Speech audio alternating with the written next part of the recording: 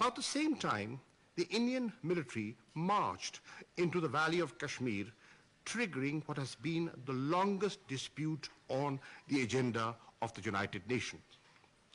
For 70 years, the idealism and promise of the United Nations, the prospect of the collective conscience of man rising to the occasion and acting in unison, has repeatedly hit against the hard rock of realpolitik, the harsh reality of Indian occupation. It was India that committed to holding a free and fair plebiscite to determine the will of the Kashmiri people.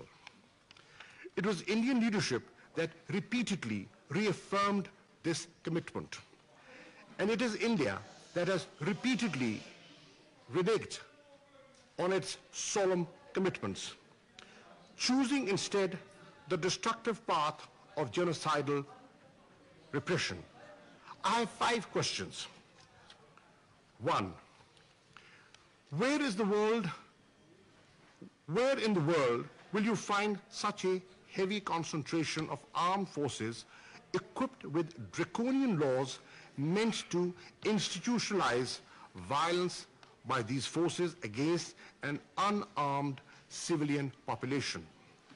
I'm referring to the Armed Forces Special Powers and Public Safety Acts that give legal cover to armed personnel to assume at once the mantle of law enforcer, judge, jury, and executioner, and act with complete and unfettered impunity. Even under these laws, the central government has failed to grant approval for prosecution of a single case of human rights abuse, not a single prosecution, not one conviction. 2, where in the world do you find mass graves? In its 2009 report, Buried Evidence, the NGO International People's Tribunal, an association of the parents of disappeared persons, investigated hundreds of mass graves throughout the occupied Jammu and Kashmir. It concluded that the bodies unearthed were of indigenous Kashmiri Muslims who had been killed by Indian occupation forces on the false pretext that they were infiltrators. 3, where do you find mass rape and sexual abuse being used as an instrument of torture? The Kunan Poshpura incident that led to gang rape of over 100 innocent women by Indian Army personnel back in 1991 is without parallel in modern history.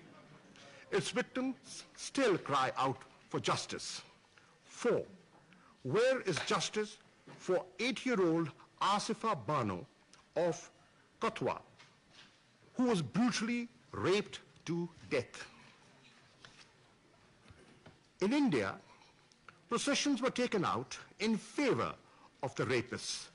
Elected members of government spoke out in their defense, and concerted efforts are being made, reportedly, to discredit the evidence and exonerate the criminals. 5, under which canon of fundamental law is blinding of innocent protesters by use of pellet guns a justified action?